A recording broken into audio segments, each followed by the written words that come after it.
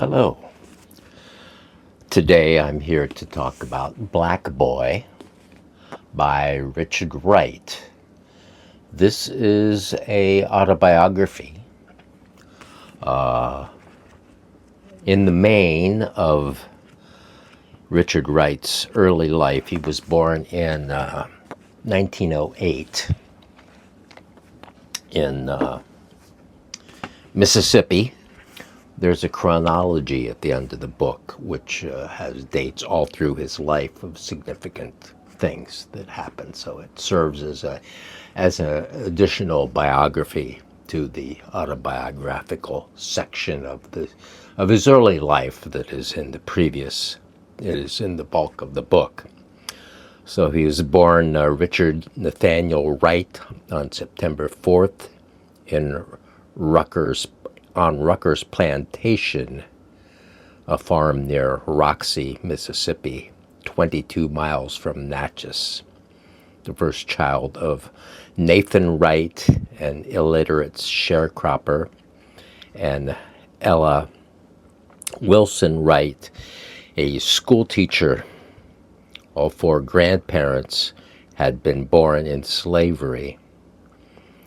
Father was born shortly before 1880, and the son of Nathaniel Wright, a freed slave who farmed the plot of land that he'd been given at the end of the Civil War. Maternal grandfather, Richard Wilson, born in 1847, served in the United States Navy in 1865, and then became disillusioned by the bureaucratic era that deprived him of his pension. The pension part is in the novel. So it's his maternal grandmother actually was very white appearing, because she was quite mixed between Irish, Scottish, American Indian, and African descent, virtually white in appearance, and a house slave before the emancipation. She later became a midwife nurse and a devoted Seventh-day Adventist. So Grandma's Seventh-day Adventist trip was a bit of a problem for young Richard in his early years down there in Mississippi, mainly when he wanted to work. He was starving, basically. He wanted to get a job. He had to go to school, but he also wanted to work on the weekend on Saturday, and Saturday is the Sabbath for the Seventh-day Adventists, so you can't work. And so Grandma for years forbidden his working on Saturday. Eventually he did start working on Saturday. So, as I said, there's two parts of the book.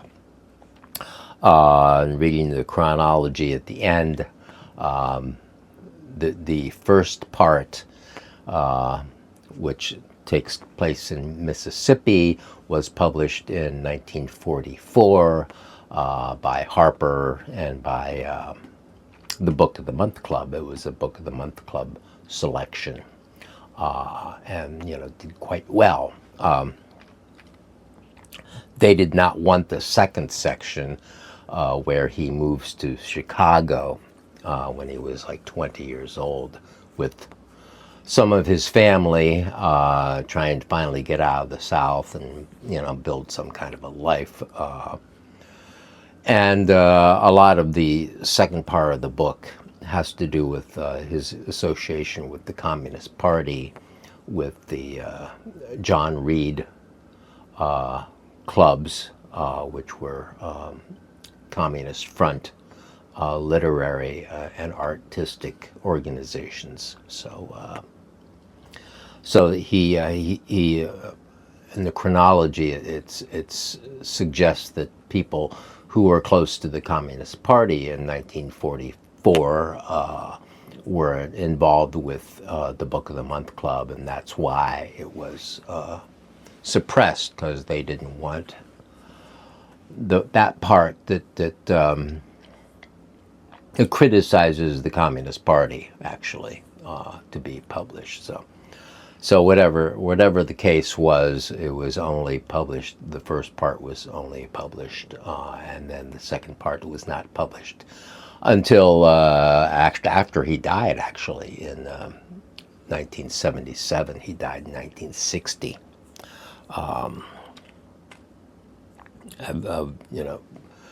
Heart attack, and black boy in Mississippi. As I said, he had a lot of trouble finding enough food to eat. His family was always struggling. His mother had a series of strokes. I'm not quite sure what the deal with his mother was, but she had, from very young for him, she had a series of issues with her health, and became kind of paralyzed. And then she gets better for a while, but she's never able to go ahead and work again or anything like that. So she's always dependent and always home and needing to be cared for in that way. So that's a running thread through the whole part. And it deals with certain racist situations there, and how everything is limited for him, as far as making a living and scrubbing. Didn't have any clothes to wear, and he does well in school. He even though he's misses some and comes back in, like when he's should be in the 7th grade, they put him in the 5th grade, but then then he goes back beyond that, back into the 7th grade, and so he's really good in school, and he's a reader. He for some reason he picks up reading early, and he's just reading all this stuff, like popular magazines of the day, semi-literary popular magazines, American Mercury, and various other things. Plus he starts reading a lot of books, and becomes a lifelong reader. I was just listening to an interview today about it was on the Writer's Voice, Francisca Rihanna podcast that I listened to, and it was about a young adult book, fictional book about young adults, and it was banned for some reason. And the writer said that banning a novel is banning empathy, because a novel brings you into more empathy with the rest of humanity as you learn the stories of what other people go through and all their emotions while going through all these issues and stories. And that's very much what goes on with the beginning of Black Boy, the first, the bulk of the book, the first 300 whatever pages. Lots of different jobs he has, for a very crappy pay, how he's supposed to work plus go to school, all the difficulties of being a young black man, and then added difficulties of being one that's unusually conscious. He's not like everybody else, and that becomes increasingly clear to him as he goes up through his teen years and all that, and then he does finally get he doesn't want to steal either. He wants to stay on the high ground. I think partly because he doesn't want to be the stereotype of the Southern black who is going to steal, who's going to do this and that. The stereotypic racist point of view of the white Southerners. So he plays a very very very close to the legally, he's a good boy, a good black boy, and that ends just right before he leaves. In that he gets a job being the ticket taker in a movie theater. He tears them in half and puts them in the box. A little gang of that involves the girl who's selling the tickets and a couple other people. Four people have this scheme where they resell the tickets and keep the money. So he gets a little bit extra money out of that, as well as stealing a gun from a neighbor and pawning that. And also stealing some cans of, industrial cans of pickles or something from a college and selling that. So he anyway he ultimately gets this stake to go to Chicago, and he and his aunt move to Chicago in the winter. So this is the first winter for this Mississippi boy. So he's put right into it without an adequate winter coat and so forth. So then the whole plot changes to life in Chicago and what goes on there, and he meets the John Reed Club, and it becomes kind of a family to him. He feels like he's found his people in a sense with this, and fellow writers, fellow lefty writers, and so forth. And he does, and this is a fact. This is true. And but then in that part he talks about how controlling the party was in certain, and they certain conflicts of calling somebody a Trotskyite or something like that, inner turmoil within the party, and that ended up upsetting him, as well as the artistic freedom that he wanted. He wanted to do this, and the party wants him to do that. He wants to do this, and the party wants him to do that. And where he states and understands the necessity of having a revolutionary party, having a party that can just be told to do things and do it, instead of all breaking up into factions and individual needs and so forth. Still, he has trouble going along with the program, and